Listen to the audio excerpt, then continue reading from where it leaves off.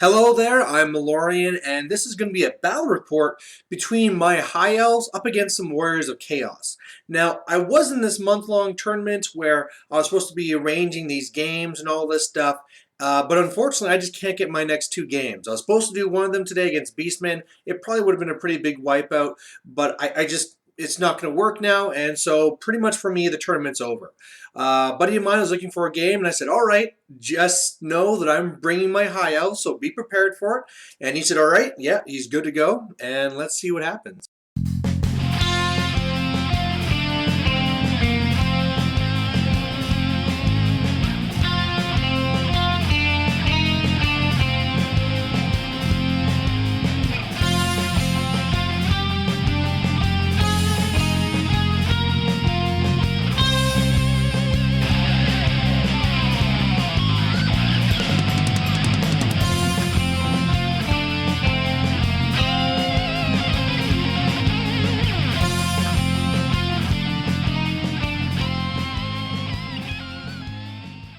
All right, so looking at the middle of his lines, this is really the core of his army here. He has the Nurgle Demon Prince, who's a level 1 with Death, so he's going to be going around trying to Spirit Leech things.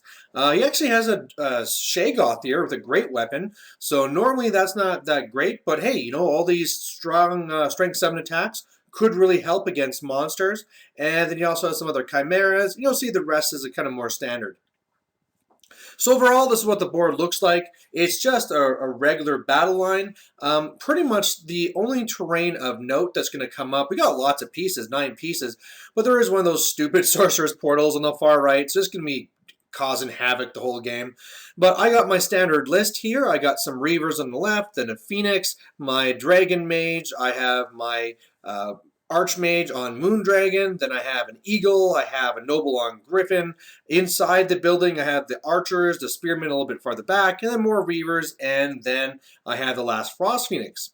For him from left to right, he has 2 of those Gore Beast Chariots, which are Mark and Nurgle, the 2 Chimeras, the Dragon Shaygoth, the Demon Prince, a big unit of the Warriors there with the Mark and Nurgle. Inside is a level 2 of Nurgle, and also a Noble, or whatever their Exalted BSB of Nurgle that's going to be having Demonic Mount and some other goodies. And then just 2 other more Chariots of Nurgle. So basically with this, I have to be very careful because he has a lot of elements, and I don't have a complete air superiority. You know, I do have to worry about him covering his angles with his chimeras, with the Demon Prince. I can't get stuck in long time combats, but one thing that is very juicy is those warriors, because normally they'd be very tough, but you know, if I get some spells off for the ward save, my Archmage can lock down that BSB, and then everything else can just thunderstomp that thing to hell.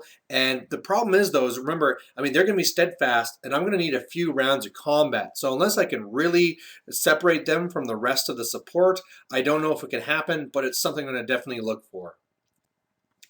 Over here, very first turn, I get to go first, and I get off this unforging onto his guy here. So that's pretty cool. I do a wound to him. I destroy his potion of strength. Turns out his other item is a 5+ ward, but this is with irresistible force, and I'm now going to lose 3 levels, and so now all my level well, 1 now knows is Soul Quench and the other guy's Fireball. So all of a sudden, the idea of going around and casting these spells and all this stuff, yeah, that won't be happening. So overall, it looks like this. I also got another irresistible force from my Dragon Mage doing a big fireball to his Demon Prince, which turned out to be useless because he had a 2+ ward against flaming attacks, but whatever. I've now lost my Charm Shield on him, and that dragon's taken a wound. Otherwise, you can see I have the Phoenix in a really threatening spot on the right flank, and really overall, I've accomplished nothing. Except for, you know, losing my own wizard levels and stripping off gear and stuff. So his first turn, he doesn't really have any charges, so he's just spreading around. I was kind of worried that his chimeras were going to be using their breath weapons on me. I didn't know if they even had breath weapons, but they didn't do that to my Reaver, so that's pretty cool. And I really like the fact that he split up his force here, I definitely have some spots where I can land in and start getting around behind his lines, because that's going to be the main thing. I got to get behind his lines, punch in some holes and start removing some of these elements, especially those chimeras. Because again, they're flying things that can keep up with me. So on my turn, that's what I try and do, except I only rolled a double 1 magic phase. Luckily, I got another irresistible force. This one did no damage to me, but I did 2 wounds to the far left chimera, and otherwise, that's pretty much it. I mean, you can see now I have the 1 phoenix behind him. Everything else is really, keeping it really safe. And yeah, I still haven't taken anything down, which has me a little bit worried, but that phoenix is in a prime position. On this next turn here, he gets the Plague of Rust on his little chariot here. So now finally that Sorcerer's Portal is helping me out. And otherwise, the end of his turn looks like this.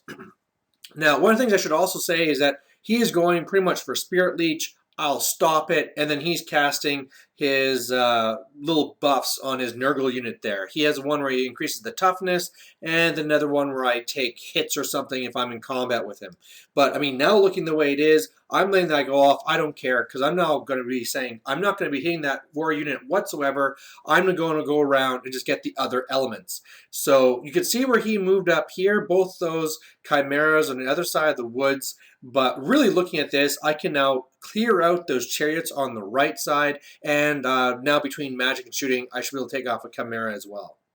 So that's what I do over here. I have a whole bunch of combo charges, making sure that my phoenix on the far right is moved over a little bit to the left, so this chariot will be the closest. And over here, just came over and did a fireball. Again, another irresistible force. Again, no real... What is it? Is this the one... No, I think I took another wound or something. But either way, I killed the chimera that's over here.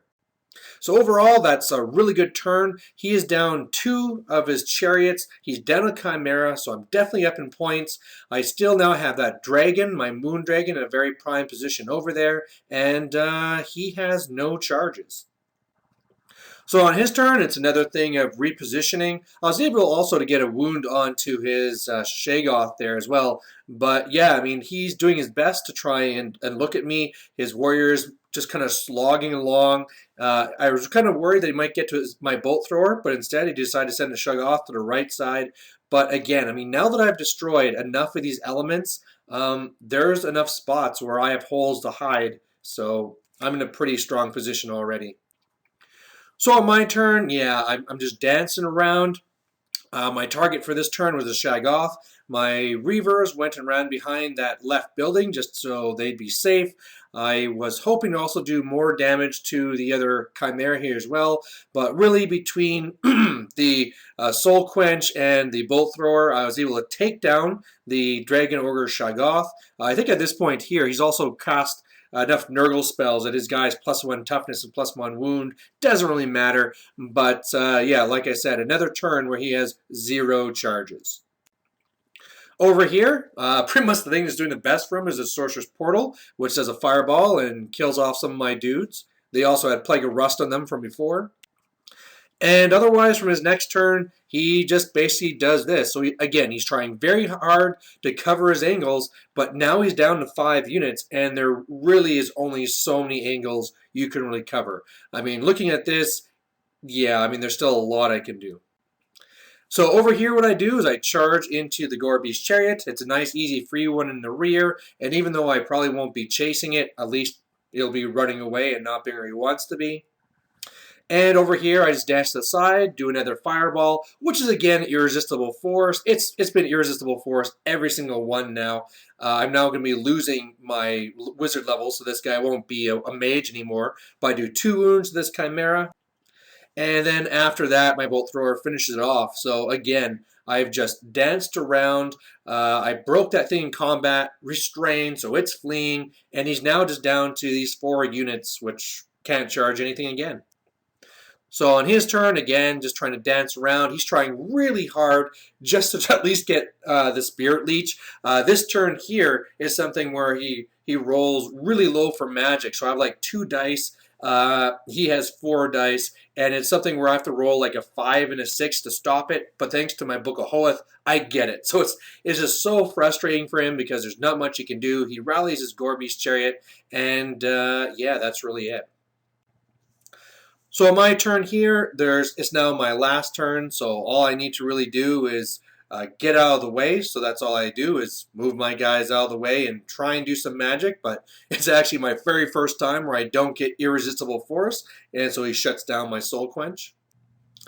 And then on his last turn here, he finally gets some points because, again, best thing in his army, the Sorcerer's Portal, goes on fireballs my Reavers, and they're dead. And then he comes behind me. He finally gets a spell off, does Spirit Leech, and does 1 wound to my Phoenix. And that's the game. So it was a pretty solid win for the High Elves. Looking back on it, you know, when I give him the heads up, there's a lot more he could have done. You know, he could have taken a level 4 of death so that he could have be doing a lot more for magic for taking me down. He could have taken war machines or something like this.